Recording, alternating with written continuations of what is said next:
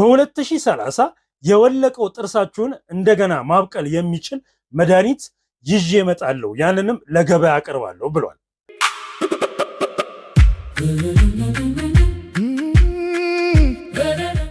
በዓለማችን ላይ በእርግጥም ምርምርና ጥናት አለ የሚባለው እንደዚህ አይነት አስገራሚ ክስተት ሲፈጠር ምርምርና ጥናት ውጤታማ ሲሆን ነው። እኔ ራሴ በተማርኩበት ፊልድ ከአዲስ አበባ ዩኒቨርሲቲ ከተመረኩኝ በኋላ በዓለም ቁጥር 1 በሆነው አሳታሚ ድርጅት ምርምርና ጥናቴን ካላሳተምኩኝ ጥናት ቢቀርብኝ ይሻላል በሚል ነበረ ጥናቴን ወርቃማ በሚል ምድብ ውስጥ ካሉት ቁጥር 1 የሆነው አሳታሚ ጋር ያሳተምኩትኝ።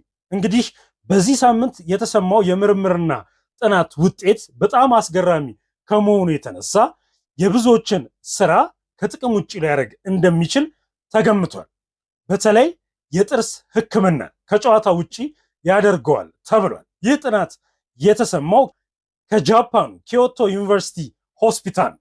ይህ ዩኒቨርሲቲ ሆስፒታል እንዳስታወቀው ከሆነ በ2030 የወለቀው ጥርሳችሁን እንደገና ማብቀል የሚችል መድኃኒት ይዤ እመጣለሁ፣ ያንንም ለገበያ አቀርባለሁ ብሏል።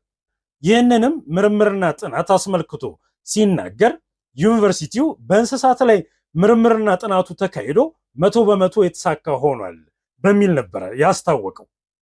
ቀጣይ ደግሞ የምርምር ስራው ከ30 እስከ 70 ዓመት ባሉ ጎልማሳዎች ላይ ቢያንስ አንድ ጥርሳቸው የተነቀለ የሆኑት ላይ ምርምርና ጥናቱ እየተሰራ ነው። በጣም ተስፋ ሰጪ ነው።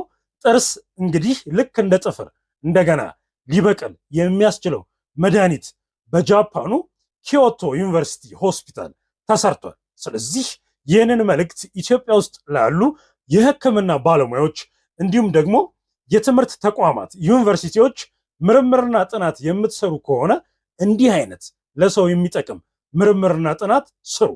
አለበለዛ ለሀገሪቷም የማይጠቅም ለዩኒቨርሲቲም የማይጠቅም ከሆነ ምርምርና ጥናት ባይሰራ ይሻላል የሚል ነው መልእክቴ።